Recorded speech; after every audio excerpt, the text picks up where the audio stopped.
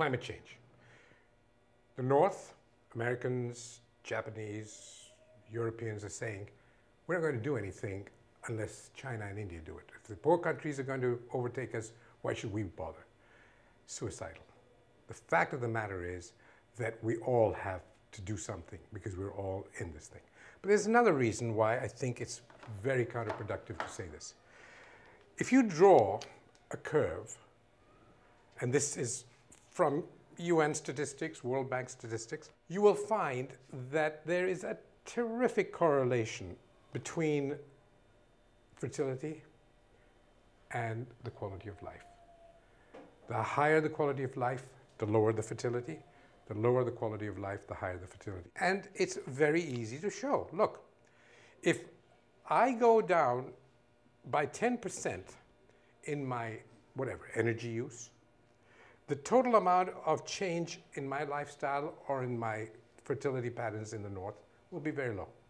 But if I take that same amount over here, look at the difference in the number of babies that will be born.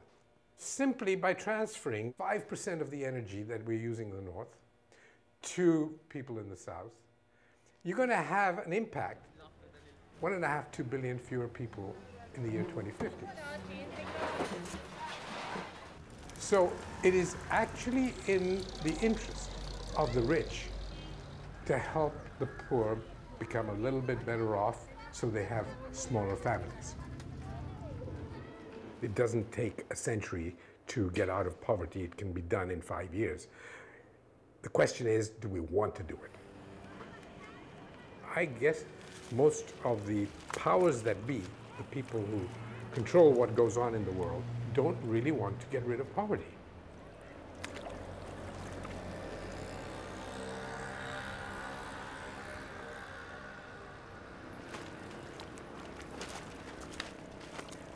Is overpopulation the real problem? No, I mean, population is the problem, consumption is the problem, and you know, these are political footballs. The South, the developing countries say that your overconsumption is causing the problem. The northern countries say your population is causing it. These are false dichotomies. The fact of the matter is both are the problems.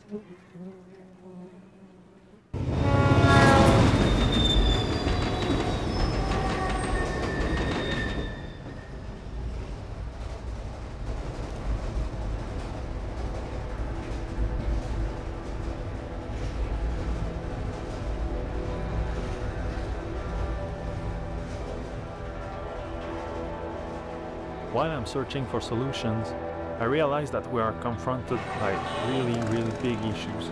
I'm afraid that we're going to hit the wall.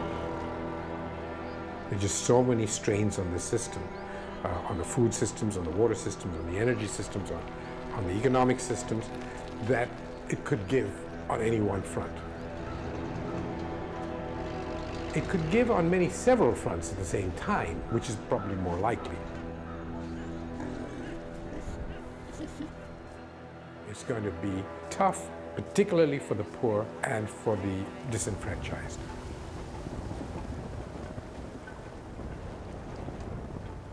Of course, it's the ones who've had to survive on nothing who will actually probably come out on top. Because most of us living the lives of luxury are not used to having to live without anything.